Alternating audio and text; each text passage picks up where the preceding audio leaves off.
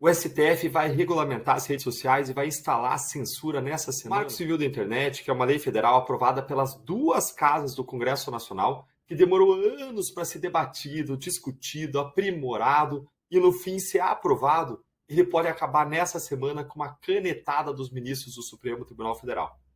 O STF vai julgar na quarta-feira a constitucionalidade do artigo 19 do Marco Civil da Internet, que é o artigo da lei que prevê que o judiciário só pode mandar derrubar conteúdos e posts considerados ilegais, jamais contas ou redes inteiras, justamente para evitar a censura. E agora nós temos o STF anabolizado, superpoderoso, hipertrofiado e lua de mel com o governo Lula, que também é a favor da regulamentação das redes e da censura. E mais ainda, nós temos um tribunal que acabou de sair de uma briga gigantesca, homérica, com Elon Musk, justamente por conta das decisões ilegais do ministro Alexandre de Moraes, que ordenavam ao X derrubar contas inteiras, ou seja, em total desrespeito ao artigo 19 do Marco Civil. E a cereja do bolo foram as explosões aí em Brasília nesse mês, com a morte do tio França, que era o que faltava para que os ministros decidissem não só censurar as redes a ferro e fogo,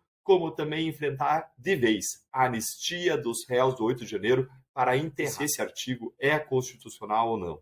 Se não bastasse tudo isso, nós tivemos também a eleição do Donald Trump para presidente dos Estados Unidos, o que fez os ministros do Supremo decidirem julgar logo esse assunto neste ano e regulamentar de vez as redes sociais. E aí vem a grande pergunta: num cenário desses, alguém tem dúvidas de que o Supremo vai declarar o artigo 19 inconstitucional e vai escrever ele mesmo uma regulamentação das redes sociais que, no fim das contas, vai ser nada mais, nada menos do que censura?